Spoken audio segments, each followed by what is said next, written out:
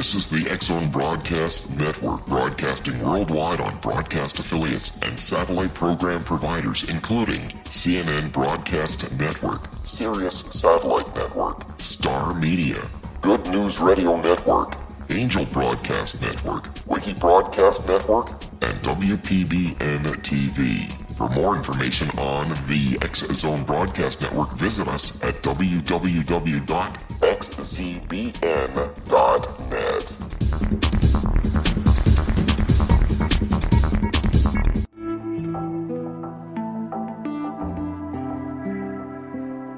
Take a step back in time and discover old Florida cuisine at Marsh Landing Restaurant in Fellsmere. Enjoy delicacies such as frog legs, gator tail, catfish, and swamp cabbage, or enjoy the more traditional cuisine like hand-cut Angus steaks, ribs, and seafood.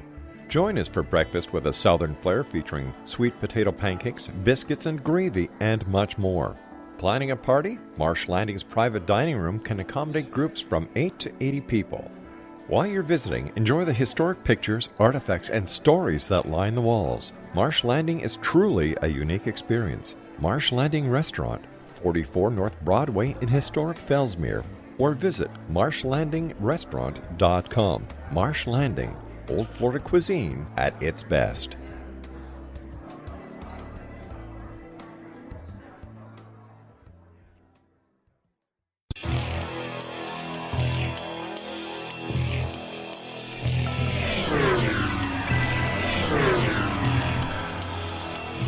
This is A Different Perspective with Kevin Randle. A retired U.S. Lieutenant Colonel, Kevin Randle has been studying UFOs for nearly 50 years. Kevin has investigated some of the most famous UFO cases in the world and has been consulted for dozens of documentaries about UFOs. Considered one of the leading experts into the Roswell UFO crash of 1947, Kevin has written more than 25 books about UFOs, including the recently published Roswell in the 21st Century. Now, here is the host of A Different Perspective, Kevin Randle.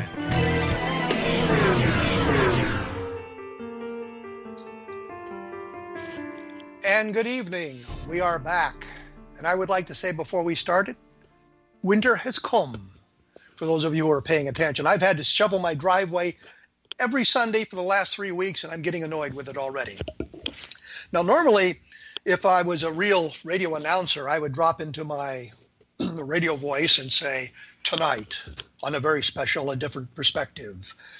But all these shows are special. But the reason tonight's is kind of interesting is because it's our first international show, which means I'm sitting here in Iowa. Maybe I just should have said the United States. And my guest, Chris RUTKOWSKI, is sitting in Manitoba, Canada. So we're talking across borders, so to speak.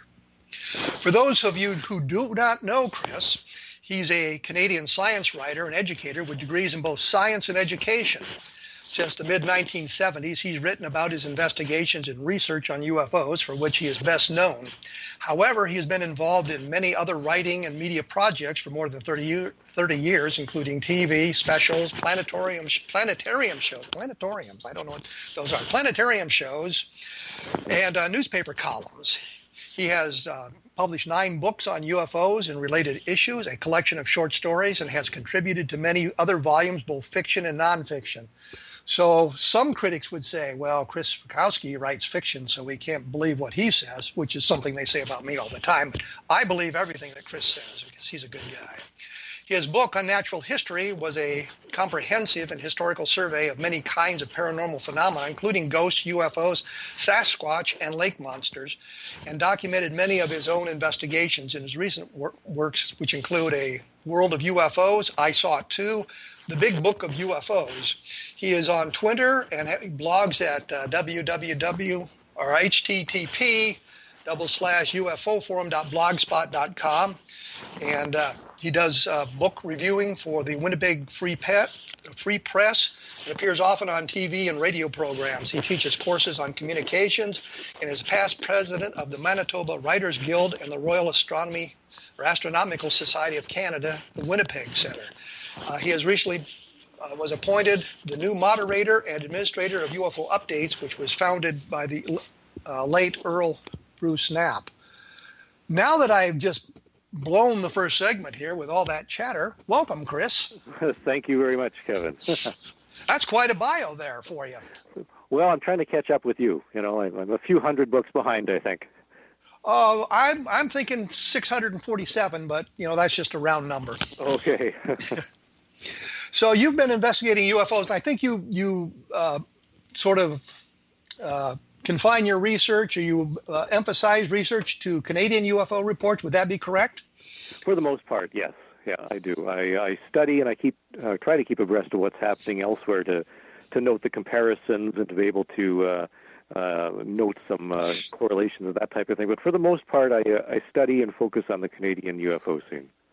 Well, I think all of us, no matter what country we happen to reside in, look beyond our borders, although I know in the United States we tend to be a little bit American-centric on that, and sometimes ignoring the important cases that happened in other countries and other continents and other planets. I don't know, whatever.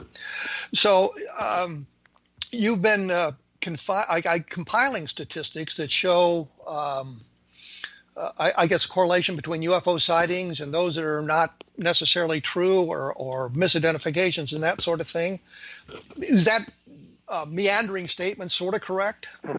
Well, since the late 1980s, I've been putting up what's called the Canadian UFO Survey, in which I collect as many official UFO reports that have been recorded from all across Canada, and compiling them and trying to do some analysis. Because back then I was wondering, what does the UFO phenomenon really look like? How many people are seeing them? How many cases are in the east part of the country versus the west? Do they resemble each other in some way? Are there more reds than whites and that type of thing? Just so I get an understanding of what was actually being seen, because we see so many interesting stuff on TV and some sensational tabloid information. I want to know what was really being seen by people. I mean, this is the foundation of the entire UFO phenomenon is the UFO report. And I wanted to look at the reports. Chris, I need to interrupt you because we're going to have to take a break. I told you this would be a short segment. You can find more about Chris at UFO Forum. It's uforum.blogspot.com. And we discuss these things at www.kevinrandle.blogspot.com. And we will return in just a moment.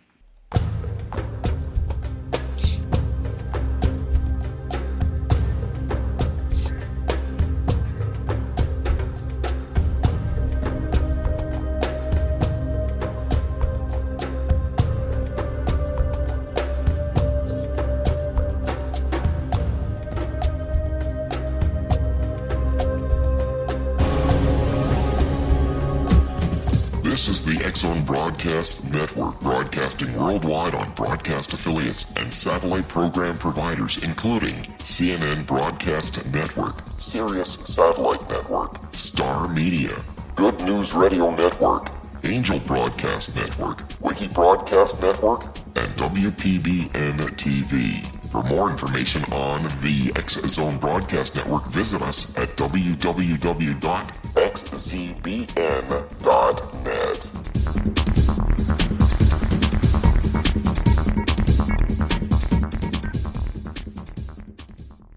How would you like to be able to read other people's minds? Well, the next best thing is here. When you know how to read a person's name, you know how the person thinks, feels, and behaves. Each letter in our name holds a key to unlock our true essence. Our name contains both our gifts and challenges in this lifetime.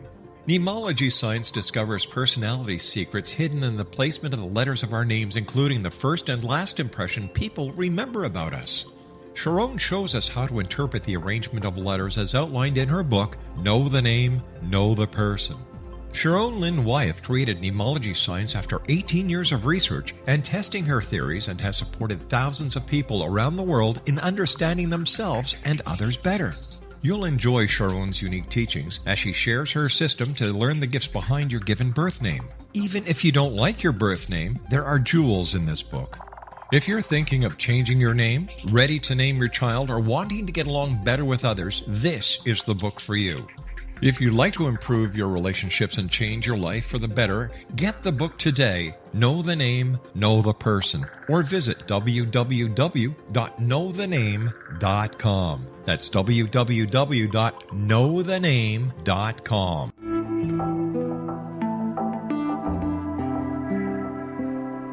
Take a step back in time and discover old Florida cuisine at Marsh Landing Restaurant in Fellsmere, Florida. Enjoy delicacies such as frog legs, gator tail, catfish, and swamp cabbage, or enjoy the more traditional cuisine such as hand-cut Angus steaks, ribs, and seafood. Join us for breakfast with a southern flair featuring sweet potato pancakes, biscuits and gravy, and much more. Planning a party? Marsh Landing's private dining rooms can accommodate groups from 8 to 80 people. While you visit, enjoy the historic pictures, artifacts, and stories that line the walls. Marsh Landing is truly a unique experience. Marsh Landing Restaurant, 44 North Broadway in historic downtown Fellsmere, or visit marshlandingrestaurant.com. Marsh Landing, old Florida cuisine at its best.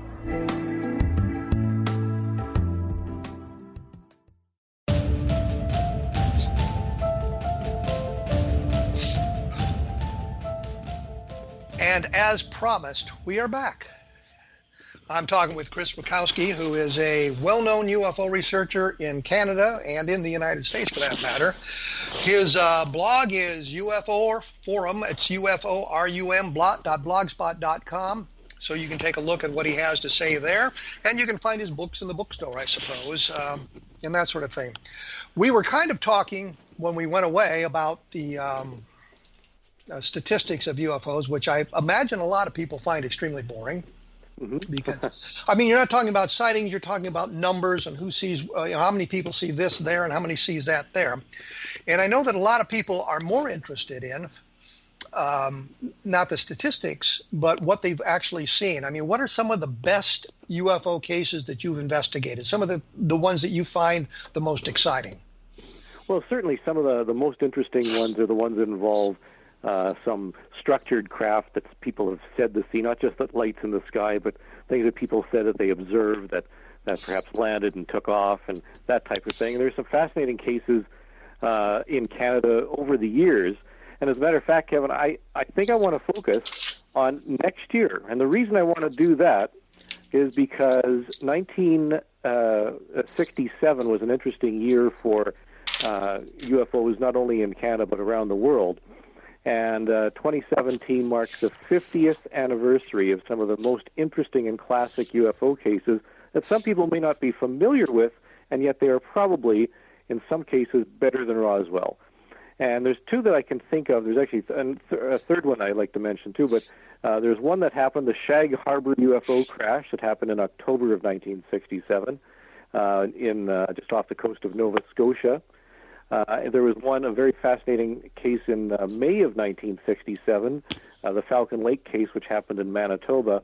And there was one that happened in Alberta, Canada, in August of 1967, which involved the investigation of possibly the first crop circles ever found in North America. And these three, I think, are very significant. There are many, many other cases that happened in Canada. In fact, a number of people have called it the year that the world was invaded by UFOs in 1967. But these particular cases are really strange, and I think they deserve an additional look. And I was actually, even though one case happened in 1967, I was involved in the investigation when it was reopened a number of years later. But I'll start with Shag Harbor, and that some people may be familiar that in October of 1967, a number of people had seen a glowing object flying over the coastline and descend and crash into the water, into the ocean, off the coast of Nova Scotia. RCMP were involved, the Royal Canadian Air Force were involved. There actually had been a flotilla of vessels. This happened very early in the morning. The RCMP woke up some of the fishermen that were in this small village, and they all went out to see where this thing went down. And there's a green foam found on top of the water that persisted for some time. It was described as glowing. There seemed to be something just under the water. And from the shoreline, before they got there, they said that they had seen something that looked like a dark object sitting on top of the water with some glowing material underneath it. Well, didn't some people see the thing in the air, and wasn't there a photograph taken? There were a number of people who had seen it. In fact, a lot of people had seen this glowing object moving through the air.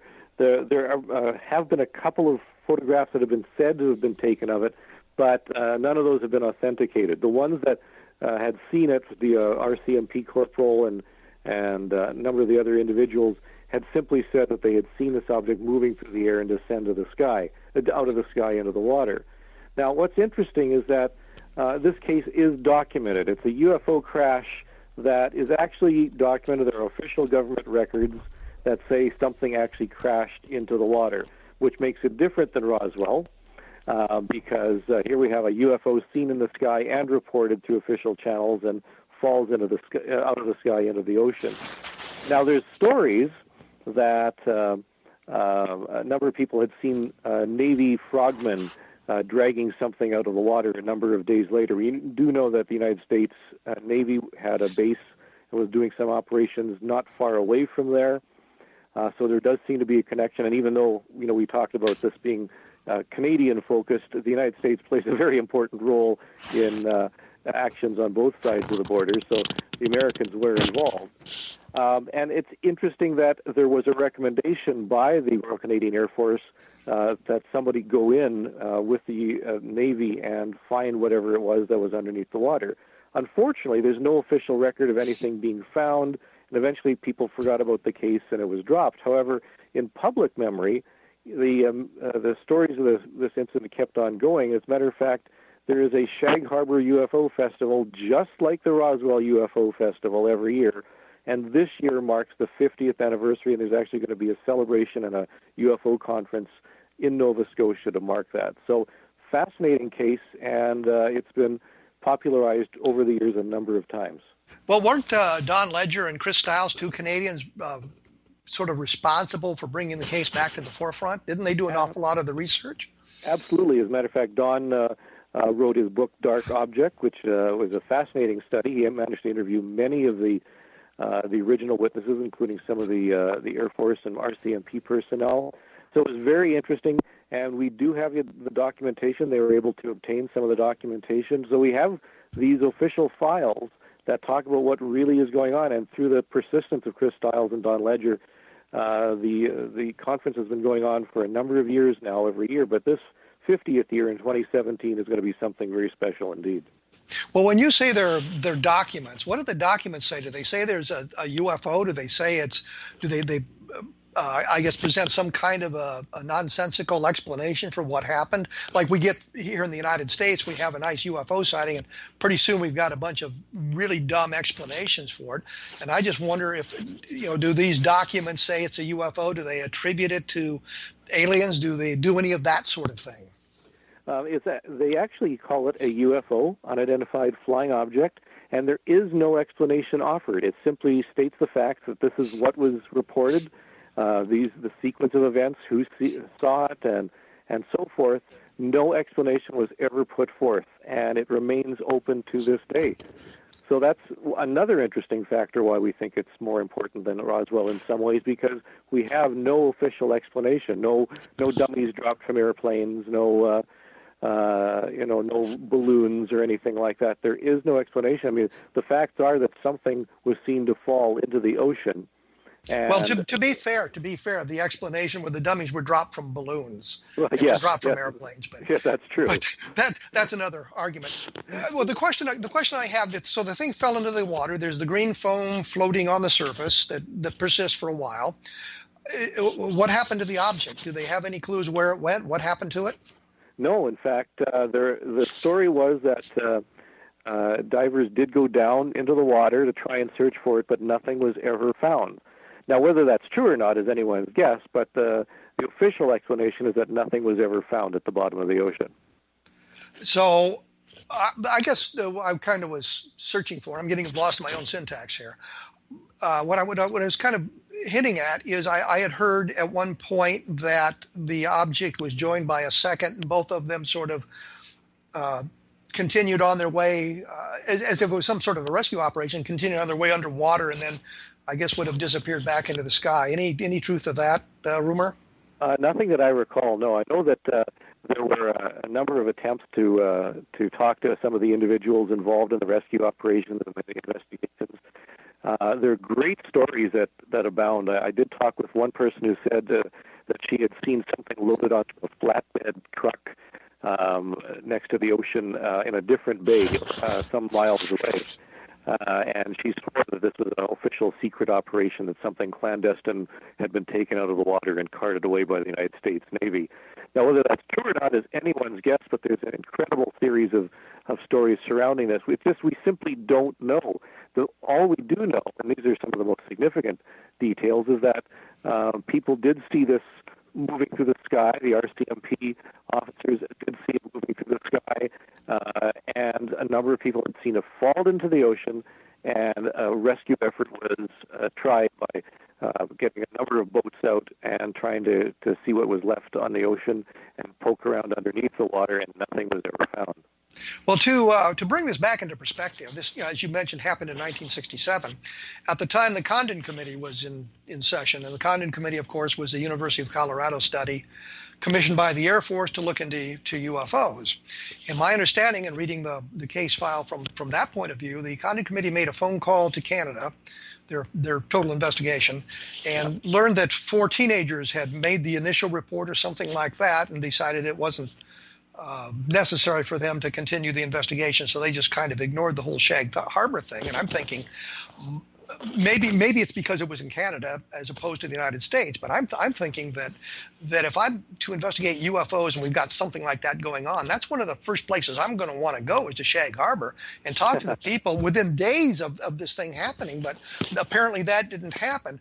The investigation was conducted by, I guess, the Canadian authorities then, with the assistance of the United States. Is that correct?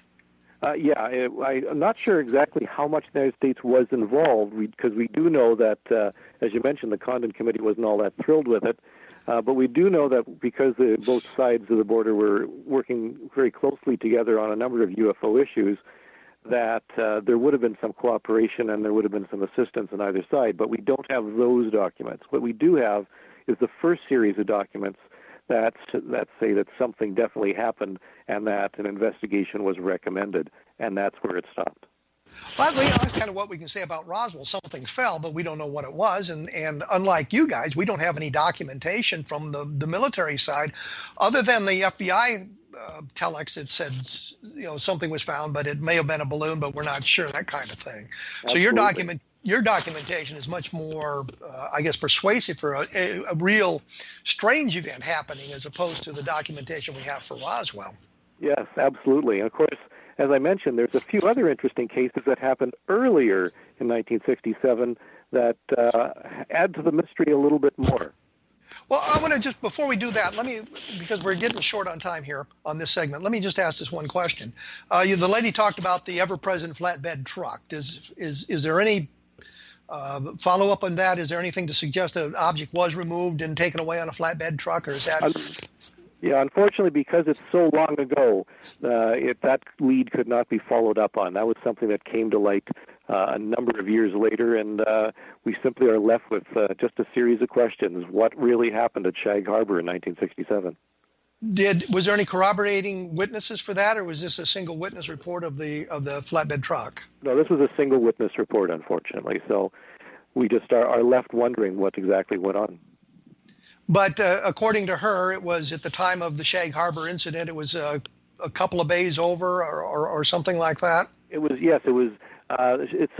Shag Harbor is not too far from the city of Halifax, and that area has a number of bays and rocky areas where things could enter from the ocean and be hidden from view. So it was in one of those other bays where this was said to occur. And we do know, for example, that the United States Navy did have some operations at a bay not too far away from there. So it could have had something to do with that, or it could have had something to do with something completely different.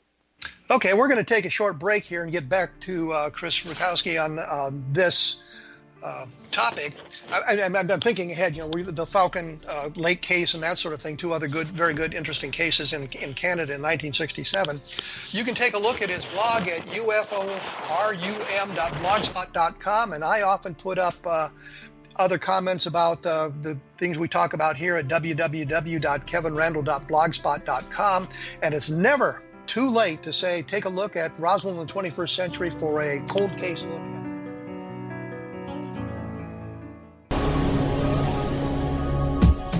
This is the X-Zone Broadcast Network, broadcasting worldwide on broadcast affiliates and satellite program providers, including CNN Broadcast Network, Sirius Satellite Network, Star Media, Good News Radio Network, Angel Broadcast Network, Wiki Broadcast Network, and WPBN TV. For more information on the X-Zone Broadcast Network, visit us at www.xzbn.net.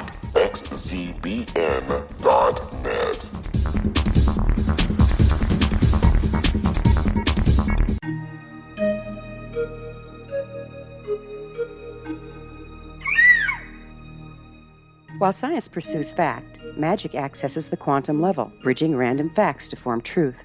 As long as science and magic remain separate and polarized, the truth cannot be known. I'm Gwilda Wiyaka. Join me on the Science of Magic radio program, dedicated to unification and evolution of consciousness. During each episode, I'll be speaking with experienced and respected scientists and mystics. From astrologers to astronomers, from medical doctors to shaman, the scientific method to dowsing and intuition, we'll weave together information from seemingly divergent practices to promote unity and enlightenment. Join me, Gwilda Wiyaka, and the Science of Magic right here on the Mutual Broadcast Network. For more information, visit www.thescienceofmagic.net. Gibbs A. Williams, Ph.D., is a practicing psychoanalyst, supervisor, researcher, and author in New York City. Much of his life has been dedicated to understanding nature and the uses of meaningful coincidences or synchronicities. His radical and original non-Jungian, non-mystical, non-magical theory of synchronicities illuminates much of the fog surrounding this challenging and perplexing topic. His ideas and manners are fresh, presented in a style that is both entertaining and highly informative.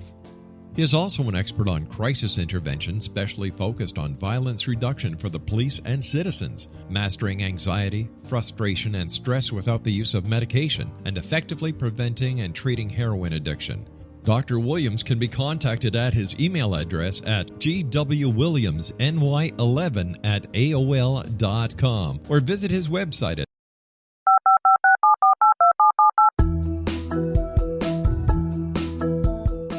Did you know that when you're on the road with limited data or Wi-Fi, you can still listen to the X-Zone Radio Show with Rob McConnell, The Science of Magic with Gwilda Wiyaka, X-1, Dimension X, Space Patrol, and every minute of the X-Zone Broadcast Network by calling 213-401-0080, courtesy of Audio Now.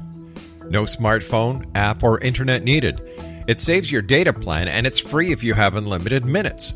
Call 213-401-0080 to listen on any phone, anytime, anywhere. Remember 213-401-0080 for the best of the paranormal, parapsychology, and sci-fi radio programming anywhere, 24/7, 365.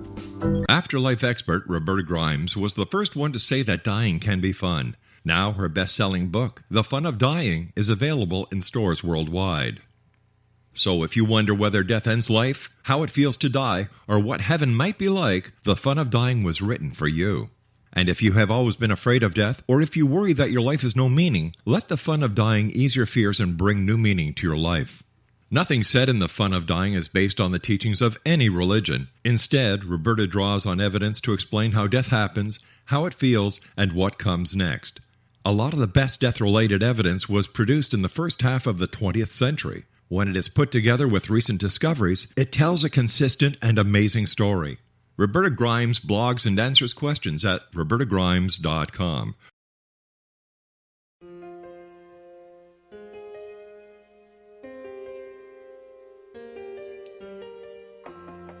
And we are back once again with my friend, Chris RUTKOWSKI, who is a Canadian UFO researcher, as you probably all know by now. His blog is uforum.blogspot.com, and he appears in newspaper on columns, and he teaches classes on communications, and he's written some 9 books on UFOs and the paranormal. Some of which are the Big Book of UFOs, A World of UFOs, and I Saw It Too. So take a look at those if you get a chance. When we left, we were talking about Shag Harbor, and I think we pretty well mined that topic.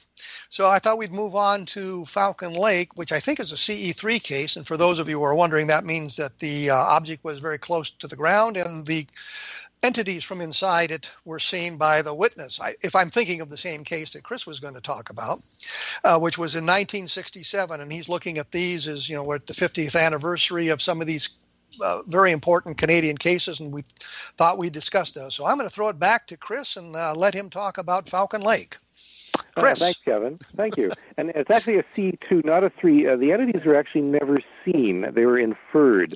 However, there's some interesting aspects to this that really should be talked about, because it was May long weekend in 1967 when a fellow who was an amateur prospector, he came to this area just north of the U.S. border, about hour's drive or so north of the U.S. border, and he was having some lunch around noon, and his attention was attracted by a number of geese that had flown up from a little pond below him. He was on sort of a rocky crag, and he looked down and couldn't see anything. Then he was attracted to something in the air, and what can only be described as a classic Hollywood-style flying saucer appeared to land on a flat rock not too far away from him, within about 150 yards or so. And it was saucer-shaped with a dome. There were lights coming out of some areas at the top. And he watched this for some time. He was crouching down behind a rock and some bushes, and was very frustrated because he didn't understand what this was. He had been in the military. He knew that no such device could exist, but he figured maybe it's an American vertical takeoff and landing device. I mean, this was just a little bit before Apollo, so maybe it was a lunar something or other in his mind. And as he watched it over the course of the next half hour, this thing was stationary, but all of a sudden a doorway opened in the side and some lights came out shining from that, and he could hear some high-pitched voices. And now he was definitely convinced that this was some sort of American craft. So he stood up and walked towards it, and he shouted out, "Okay, Yankee boys, come on out, I'll give you a hand fixing your broken-down flying machine," thinking that it had landed for repairs or something. And the voices stopped, and he thought, oh, well, maybe it's not American. And he happened to be from Eastern Europe, so he spoke in Russian, the same greeting. No response. Spoke German, spoke a few other languages. He was multilingual. Still nothing. By this time, as he was walking towards it, he was right up against it. Touched the side of this thing with his gloved hand, poked his head in, saw a series of lights that we would describe now as being on a computer. His hand got hot. He poked his head back out of this opening and noticed that his glove had actually melted because the side of this thing was glowing red hot. Suddenly, this door shut in front of him. Very abruptly, the entire thing rotated so there was some sort of exhaust vent in front of him, and a blast of hot gas hit him in the chest, set his clothes on fire, set fire to the pine needles and leaves that were in the area. The thing took off and zipped away. And this would, I would call that a very close encounter, by the way. He took off his shirt and stomped it out and stomped out some of the smoldering pine needles. There's a long series of time where he eventually got back to a city, to Winnipeg, where he was examined by doctors, treated for second and third degree burns. Initially said he was burned by an aircraft, but then he thought, the question started saying, well, how did an aircraft get there? And he said, well, what really happened was, and he started telling a story about this flying saucer. The case was actually investigated by the Canadian Air Force, the Royal Canadian Mounted Police, and even the U.S. Air Force. The Condon Committee had sent a number of individuals up to study the case as well. And it's interesting that in the Condon report itself, the case is listed in the index as unexplained, unidentified, even though in the body of the case, the Condon report committee itself said that the case was probably a hoax, nothing to really worry about. And yet, we have a fellow who was physically burned by something. The site was eventually found. The burned area was found. Radiation samples were found, or samples were found to be radioactive. In fact, the area was considered so radioactive that the Canadian government had thought about closing the area off to the public. We have 250 or more official documents from the Canadian government, the American government, and we actually have the Condon report's original files as well about this case. And I have to tell you, this is a very, very unusual case. It has all the elements that you'd want in a UFO case: physical evidence, physiological evidence, a witness who at no time did he ever talk about little green men. In fact, he was convinced he was burned by something that was an American secret weapon. And we have the documentation. So this is a pretty darn good UFO case. And I can't think of anybody who agrees with the Condon report's evaluation. What you say he was burned by the craft? Were there photographs of the burns, or photographs of the burns? We have the medical reports from the medical personnel who examined him at the hospital and from his own doctor. He also went down to the Mayo Clinic in Rochester for a complete physical and psychological examination under his own, ticket. He paid for it himself. We have the documentation and the report from the doctors at the Mayo Clinic and also the psychiatrist from the Mayo Clinic, who concluded after his examination that this fellow isn't the type of person to make up stories and is a pretty solid citizen. So you throw all this stuff together, and it's a very interesting case indeed. Well, my question is, I understand there were a number of fire towers in the area that were manned at the time, and they didn't report seeing the object or anything like that. Isn't that correct? There was one fire tower not that far away, and I know that the person who had manned the tower, that they said that he had not seen any smoldering evidence of any kind. Now, having said that, we were at the fire tower, and it is in a direction that is not the best angle to be observed from that fire tower, and nevertheless, you'd think that somebody would see this smoldering, and especially if the leaves and so forth were burning for a while. So it is puzzling why the person in the fire tower never saw it. On the other hand, we do have evidence. We have the RCMP officer who encountered this fellow when he came out of the bush seeking medical attention, and we have the testimony from him who definitely said, yes, he did appear to have been burned by something. So, we have a lot of conflicting evidence, but at the same time, there's no question that something definitely happened. Well, I understand they had trouble finding the location when he returned sometime later. He couldn't find the place, and they kind of wandered around in the woods for a while. There was some trouble with that, wasn't there? Right. When they first went out there, the fellow whose name was Stefan Mihalik was a bit disoriented because when he was out there in May, the trees didn't have leaves on them. When they went out there with him, the trees had already sprouted. This was many weeks later. And he was having trouble finding location. And I can tell you that I've been out there several times, even with guides, and it's a very rugged country. This is part of the Canadian Shield. It's very heavily treed.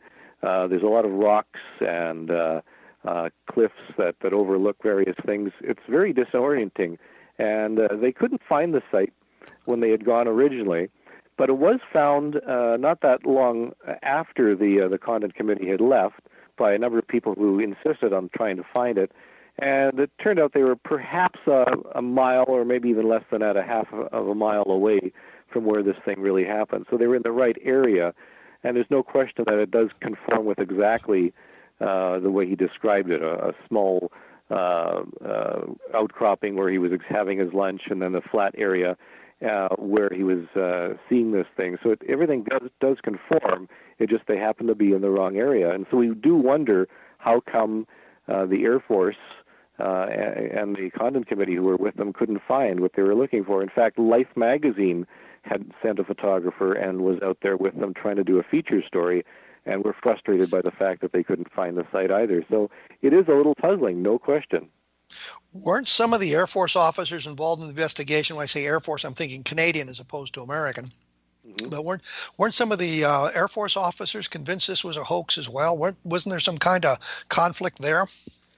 Yes, in fact, the one of the investigating officers actually took Mr. Mihalik to the bar, met him at the bar, and proceeded to get him drunk to see if he could loosen up his lips. Now, I don't know whether that's standard investigative procedures, but they were convinced that something definitely was amiss, and they spoke to the cleaning staff at the motel where he had stayed. They spoke to the bartender, and the bartender himself actually was very puzzling because he gave a completely different testimony to what Mr. Mihalik had said, and it was later found that he had lied. So, by lied, you mean the bartender has lied, as opposed the bartender to the witness? lied. Yeah, he gave completely wrong testimony about what had occurred, and the house cleaner had talked about, was interviewed and said no, that there was never any bottles of beer or anything that were found in his room, whereas the bartender had insisted that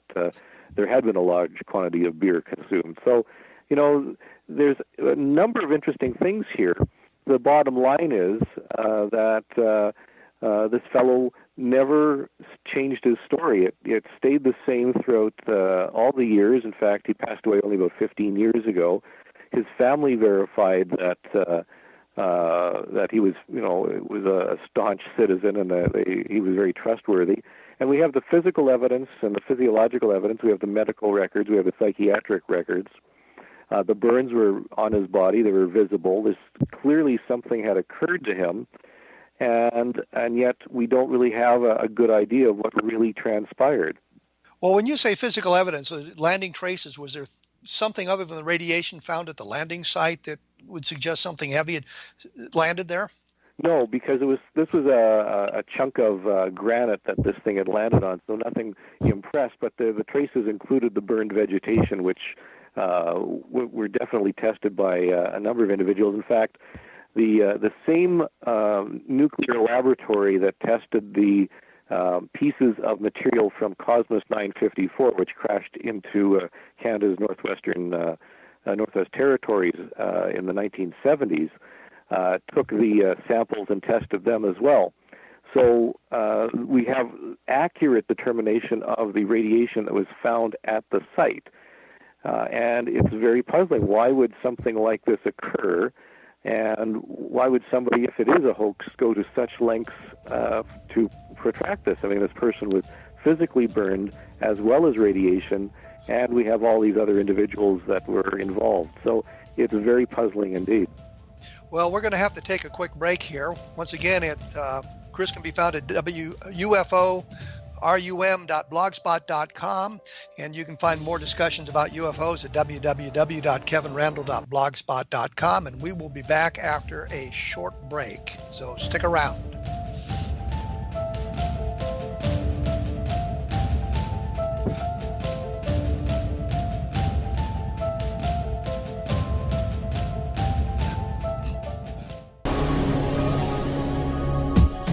This is the X-Zone Broadcast Network, broadcasting worldwide on broadcast affiliates and satellite program providers, including CNN Broadcast Network, Sirius Satellite Network, Star Media, Good News Radio Network, Angel Broadcast Network, Wiki Broadcast Network, and WPBN TV. For more information on the X-Zone Broadcast Network, visit us at www.xzbn.net.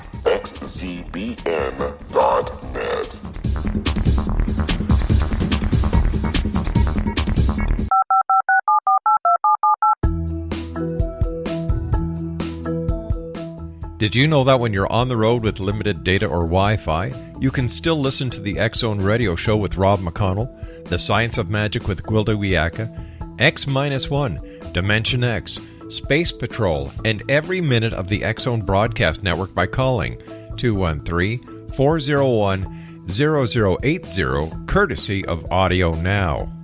No smartphone, app, or internet needed.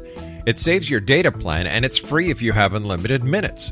Call 213-401-0080 to listen on any phone, anytime, anywhere. Remember 213-401-0080 for the best of the paranormal, parapsychology, and sci-fi radio programming anywhere, 24/7, 365.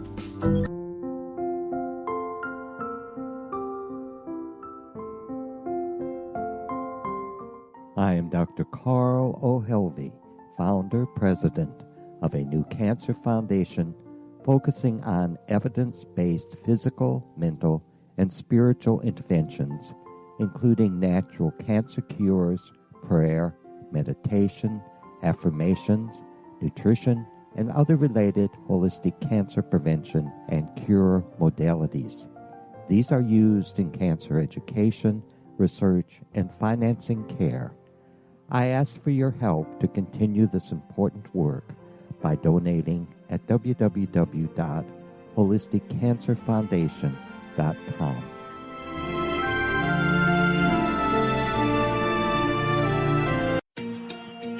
Wouldn't you love to know the secret to everything? Well then, meet Dr. Kimberly McGeorge and her cutting-edge breakthrough knowledge that combines science with possibility. Dr. Kimberly brings real-life answers and healing to those open to alternative solutions. She teaches solution-based programs and classes that will change all areas of your life forever. Specializing in conscious creation, intuitive readings, and energy medicine, you can rapidly shift health, relationships, business, and money and abundance challenges quickly. Receive her best-selling book, Secret to Everything, at no cost by going to secrettoeverything.com/X-Zone. That's right, transformation can start now. Just go to secrettoeverything.com/X-Zone and receive Dr. Kimberly's book for free.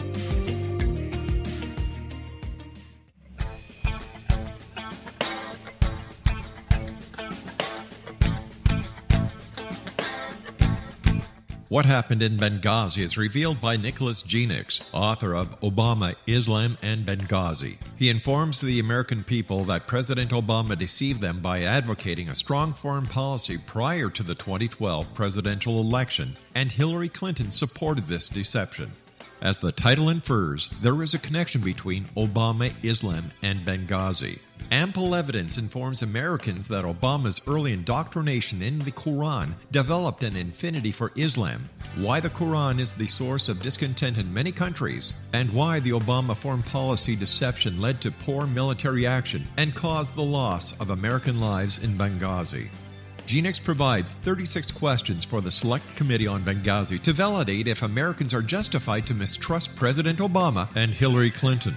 An overview of Obama, Islam, and Benghazi is presented on the website www.futureofgodamen.com. That's www.futureofgodamen.com. You're listening to the X-Zone Broadcast Network, www.xzbn.net.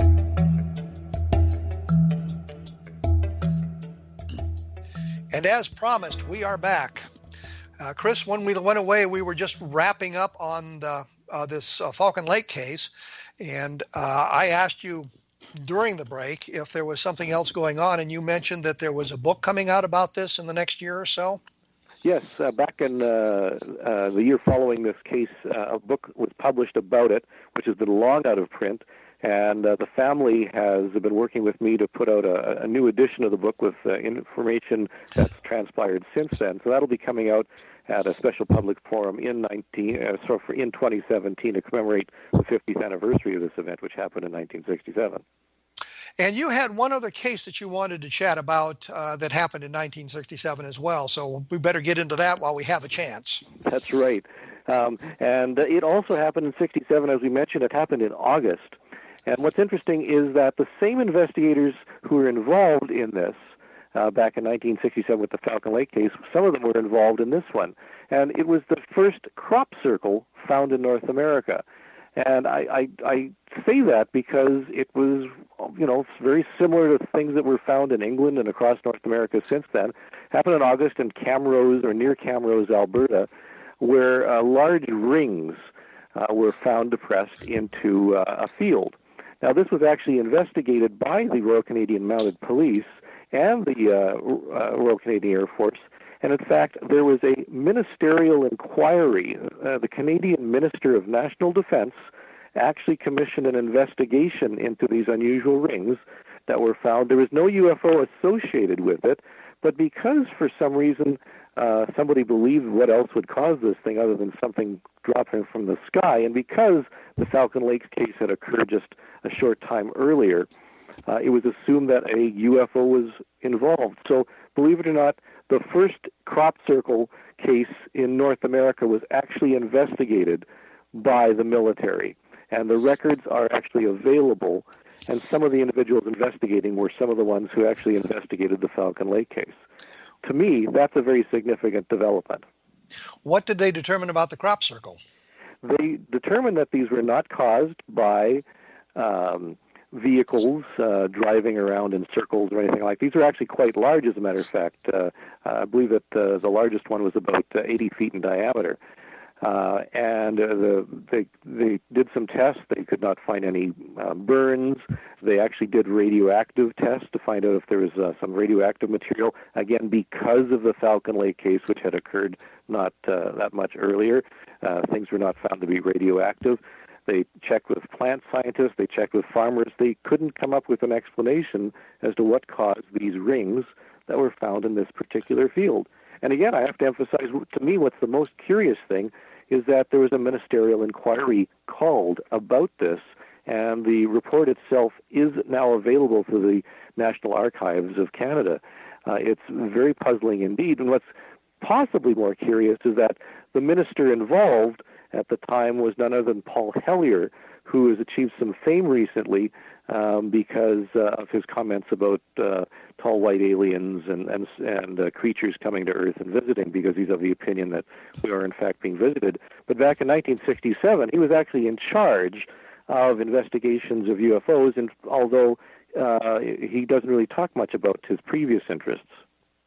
Well, when you talk about circles, I mean, are they just circles, not these elaborate displays that we've seen from England, for example, is just circles, and it was at the whole thing, a big circle or just sort of a rim type thing? Yeah, I would describe it as the rim of a bowl, not the inside part, just these an impressed circle, not a pie plate, I suppose. Were there many of them? There were two. There were two, and they were quite an anomaly. And you have to understand, this was 1967. This is long before anything was first discovered in England first, and then progressed into North America, as most people believe. And for me, it does say that something very unusual was occurring in Canada in 1967, because we have Falcon Lake, then these unusual rings, and then Shag Harbor, all in the same year, all within a matter of a number of months. So 67, very interesting case. And I have to say, even though we've been talking about old cases 50 years ago, Canada has kept up its share of reports over the years. In fact, I'm just in the process, just before we started recording this, I'm working on the 2016 Canadian UFO survey, and there's about 1,000 UFO reports in Canada that were recorded last year, and going through them all was quite a chore, let me tell you. Well, you're looking at those. How many turned out to be mundane objects, misidentifications? Unfortunately, the ratio is pretty small in terms of most of them are cases I can find some pretty simple explanations for. There's some that I simply don't have enough information. I would say out of the 1,000, and we don't actually put out the report until about March or April in 2017, but just from what I've been seeing so far, and about halfway through, I would say maybe there's a handful or two that make me scratch my head and make me wonder what's going on. Well, something that we've talked about before on the program, not you and I, but others, is the fact that the cases aren't quite as exciting or as robust as they were 50 years ago. Things falling out of the sky and crashing into Shag Harbor and that sort of thing. Are you seeing the same thing? Are the cases pretty mundane? Meaning, maybe they're alien, maybe they're not, but you don't have any spectacular sightings of occupants or landings or anything like that? I think what's interesting is that the really bizarre cases like happened 50 years ago have really fallen off the radar, pardon some puns and whatever. But the trace cases are almost vanished. Ted Phillips, compiled a great collection of UFO trace cases, but very few of those are around anymore. So I'm not sure what's going on, although there still are some cases which are puzzling, but we just don't have the substance that happened in the heyday, let's say, from the 1960s. Photographs. How about photographs? Many photographs, as a matter of fact. I would say that probably a quarter to a third of all the reports in the MUFON database have probably accompanying photographs, and other groups that have files that we draw on for Canadian UFO Survey have many reports, many photos as well. The trouble is, I think you need a license to use a cell phone camera, because many of the reports we get are simple lens flares. Many turn out to be balloons, birds, and so forth. And people will say, "I took the photo and I looked at it on a computer screen sometime later, and it, for me, it's mysterious, but it's something that's pretty ordinary." So I would say, unfortunately, the vast majority of UFO photos that I'm looking at turn out to have pretty prosaic explanations. Well, I think we could say that about the whole history of UFO photographs when you get right down to it. The thing that I wonder is, are you seeing a lot of hoaxes, photographic hoaxes, because of the technology available makes it much easier for the 10-year-old kid with a computer to make a pretty impressive UFO photograph? I would say that for the most part, no. I don't. The cases we're getting with photographs are, for the most part, people who just simply don't know the optics of cameras and cell phones. Very few people are attempting to pull the wool over on our eyes, because we can come up with explanations for the vast majority of them. So I'd have to say the number of hoaxes are pretty small, but at the same time, we do get reports now of drones and kites with LED lights on them and that type of thing. Whether they fall into the same category as hoaxes or not is hard to say, although there are a couple of those that are UFO shaped, so we're certainly getting some of those. But when you're talking about the drones, I think if somebody's flying a drone and somebody takes a photograph, I don't think they're really trying to create a hoax unless they're working in collusion with one another. I think if it was just somebody's flying his drone and somebody else sees the lights on it and may just snap a photograph, not being aware of the drone being in the area. And that would seem to me be very difficult to identify unless you can see something on the photograph that gives it away.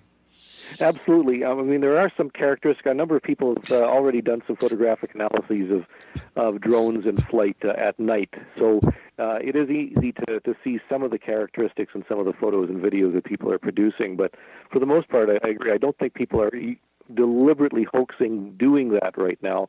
What we are finding is just simply many more misidentifications, and people just simply aren't familiar with the optics of cameras. Well, unfortunately, we're just running out of time once again here.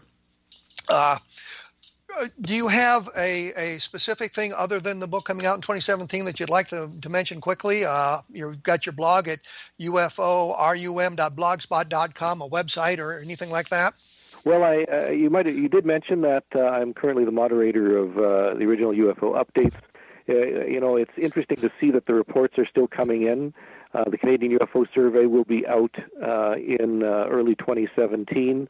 And the reality is we've been talking about some interesting cases and even the statistical data that shows a lot of cases have explanations. But, there is that residual percentage that are a little bit puzzling, and just a matter of trying to understand what the UFO phenomenon really represents.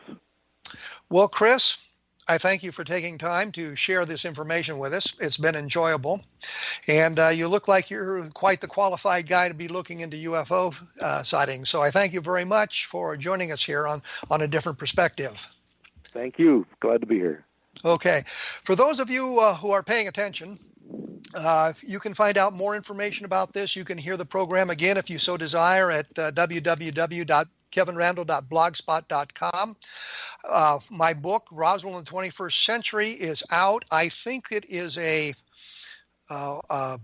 closed case examination of Roswell without the sort of bias that is brought into a lot of the topic, where either you're a true believer or a skeptic. I think I've tried to walk that thin line to come up with the information that it best gives you an idea of what happened in Roswell in 1947. So take a look at that if you have a chance, and look at www.kevinrandle.blogspot.com for other cases, UFO cases being reported, and we'll return with another episode of A Different Perspective in very short order. So thank you for tuning in.